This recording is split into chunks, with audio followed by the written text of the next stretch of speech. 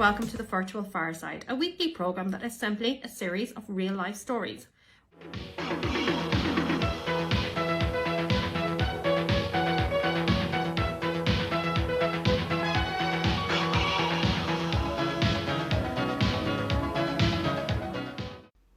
I have spoken a few times about my first taste of the entertainment industry, which was dancing on the TV show called The Hitman Her back in 1990 at the Discotheque Royale in Manchester.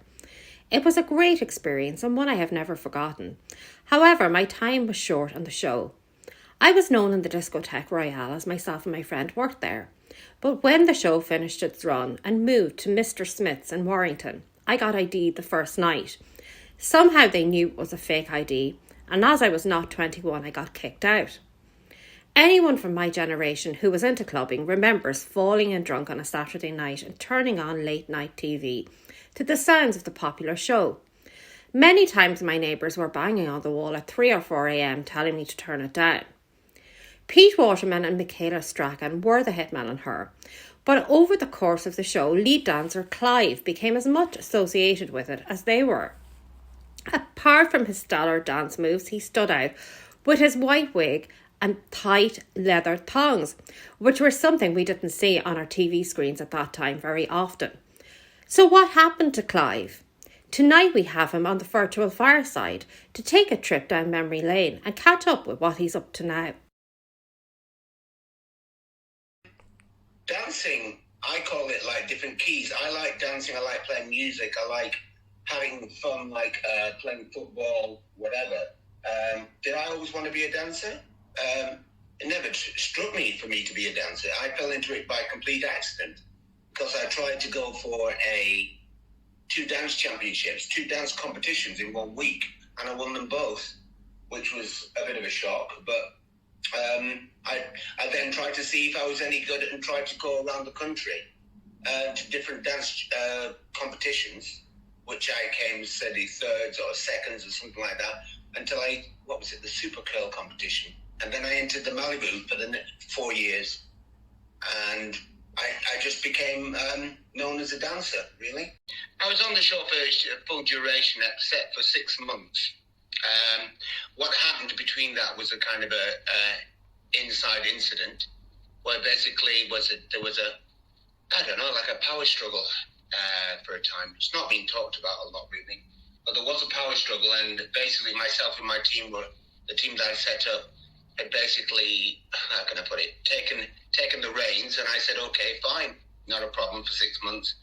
And then they called me back after the 6 months, and it kicked in. So for the 4 or 5 years that it was on, I was on for those 5 years except for the 6 months. What happened is that I was at an entertainment manager of a place called The Entertainer, and I'd just gone for a dance championships, the UK Malibu Dance Championships, which I'd won as solo.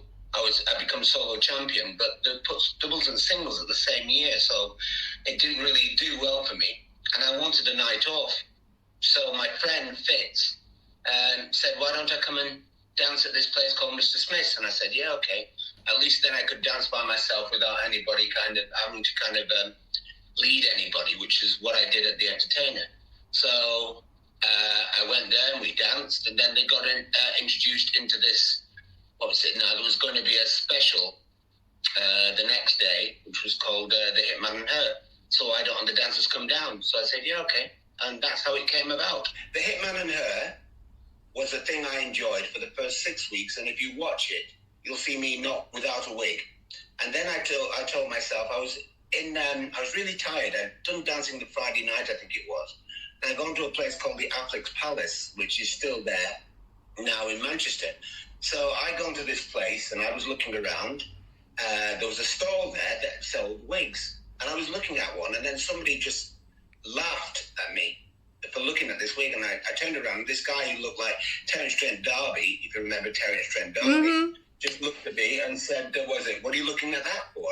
And I said, what do you mean? I thought it was quite rude for him to say. But he said, you're Clive, aren't you? I said, yes. And you dance with Fitz? Yes. Was it? So why are you looking at that? I said, because I just thought I would. So I was in that kind of hope, and I bought it. So the next thing was to dare myself to actually wear it. And I wore it on the television show, which was what I did.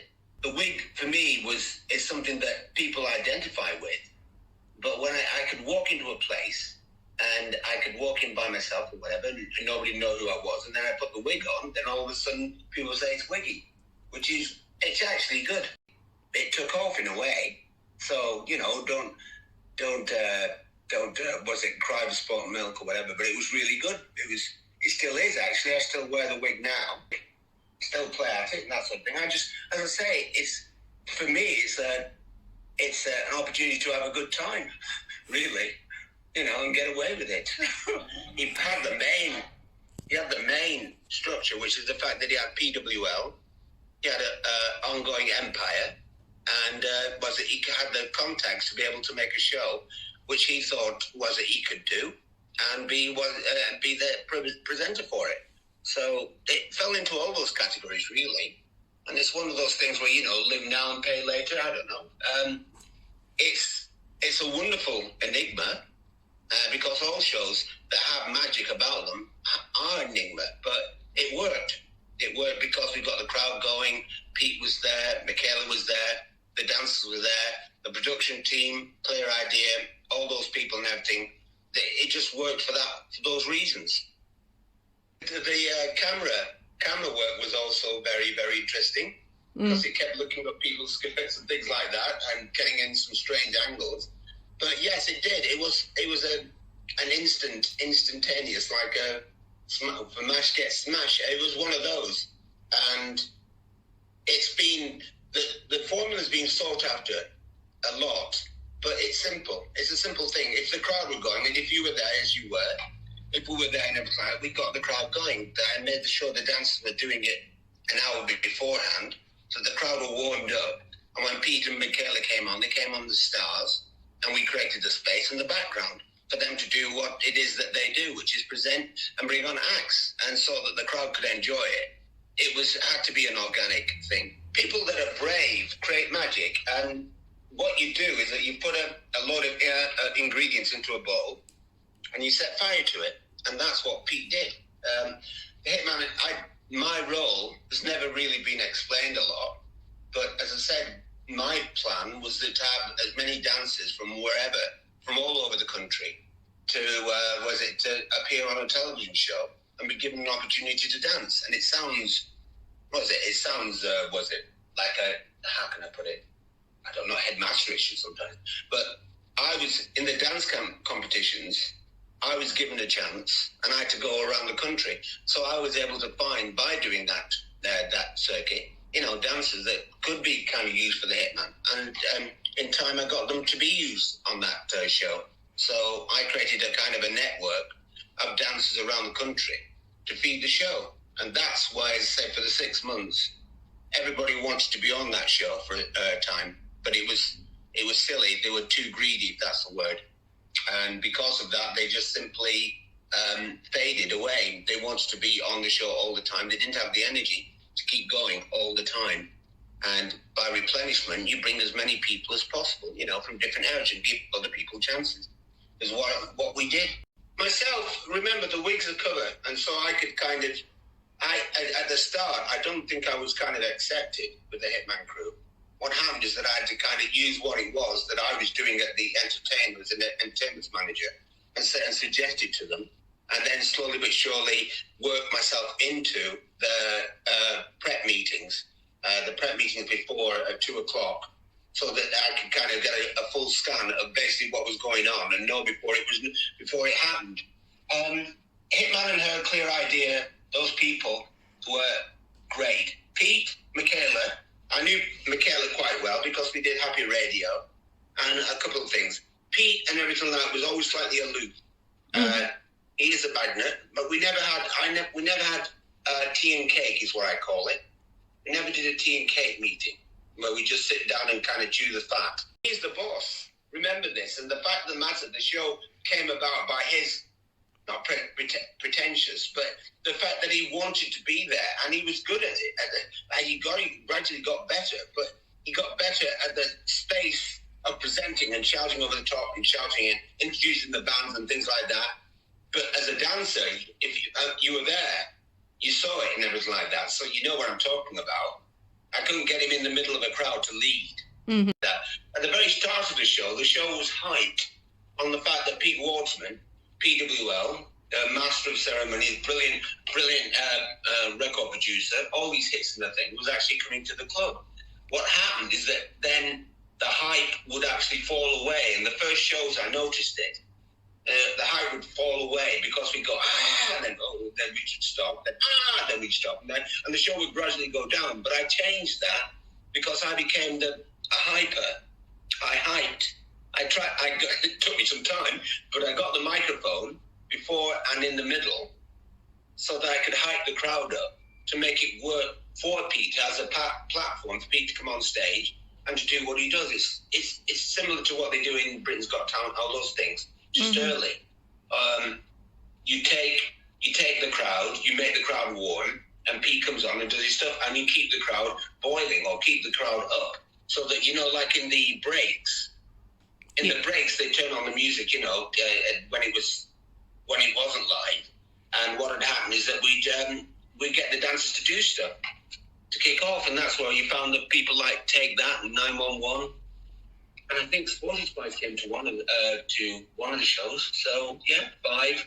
Those people around us were actually there, around there. Jason and Neil, a brilliant duo called Look Twice, and it took me 6 months to get them on the show.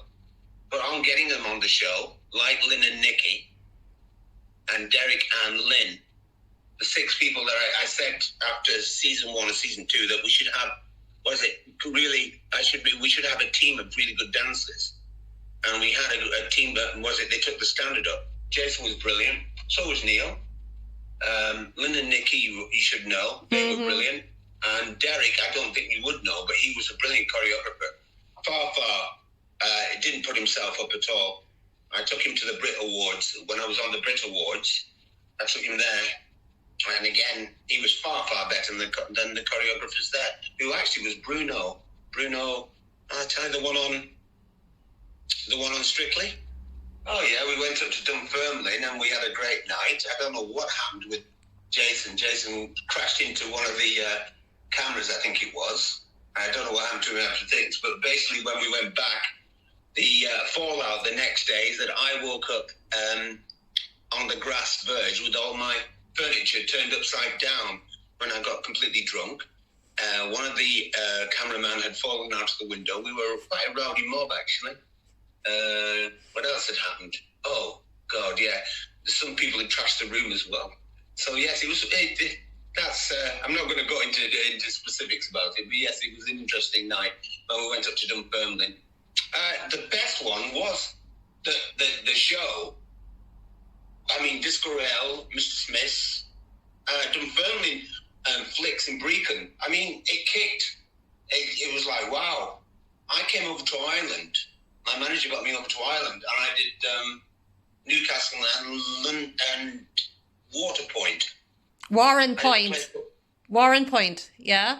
I think it is, yeah. I did that. That was scary because all of a sudden there was a crowd like I'd never seen it before waiting for us. And I had myself, Doreen, a singer, and was it Mr. Universe, Scotland's Mr. Universe with us, with Mark. And we didn't actually get to dance. We got in there, the place was packed. Absolutely packed, and they down to the streets and everything to see us, which was a bit scary. Yeah. I still performed. I did Sky. I've done Dance with the Devil, which was me supposedly, with Tia Maria. Tia Maria hired me to do a competition in that was pushed through Cosmopolitan, and ended up in the Hippodrome. Did that one. Abstract. I was on the BBC Close show doing that. I've done Sky. I've been a bull boy. I've helped out just recently with Spike out of 911 with Harvey and the Horror and a band. I'm helping a band called Burning now, but it used to be called Young, and went on tour. So I'm just popping in and out, doing what I do. But again, it's quite good fun. I'm doing a show with Grandmaster Flash and those guys. guys, Rosella, what is it, Paul, that's Divine Inspiration, that's in Boston. And on the 17th of July, like 2 years ago, we did one with Martin Kemp. It's Martin Kemp, Jackie Graham, Lamal, a couple of others, whatever. We're just going to do the show, just getting the band back together now. Name dropping. Harvey was a person that we started 3 years ago. George Sampson was another one that we started that basically was has had his time and run. But Harvey's the latest one.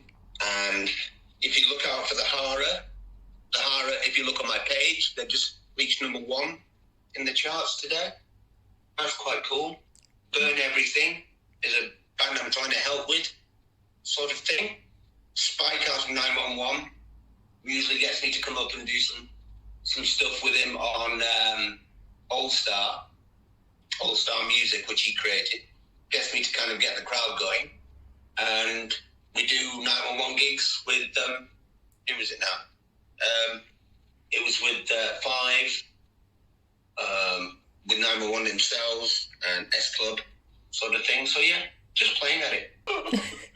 There have been a couple of times when people have asked, was it to be a stripper? And what was it? The closest, the show, as you say, funny stories. What was that? Where I was nearly kind of, oh, that was bad.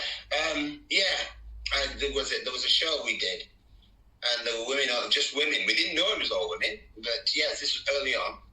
And the next thing is, now we were dancing as normal, but we just got, near enough touched, squeezed, pulled, and then in the back, they died on us, which was scary. That was one. And then there was Nottingham. Nottingham was a close one as well. MGM. You see, that's why I thought everyone, no, it's always been real. Get real. It's not, I never, the S-suit, that sort of thing, it wasn't there to show off and everything like that. I just sweated like a pig. So, yes, everything was real, packaged and kept there. So, whatever. You keep yourself hidden in some ways so you don't spoil the fantasy. But people that understand you and everything like that know there's better things behind the door. There's more wildness behind the door than anything else. Get on the dance floor, give it a try. You can do it, don't be shy, just dance. I know you got the feeling, throw your hands up. Reach the ceiling, hear the command of these key voice. Dance and miss out, that is your choice. Work it out. You ready? Come on, rock steady. Let there be a house. I hope you enjoyed the show, and if you did, please give us a like or a share. We'll be back here at the virtual Fireside same time next week.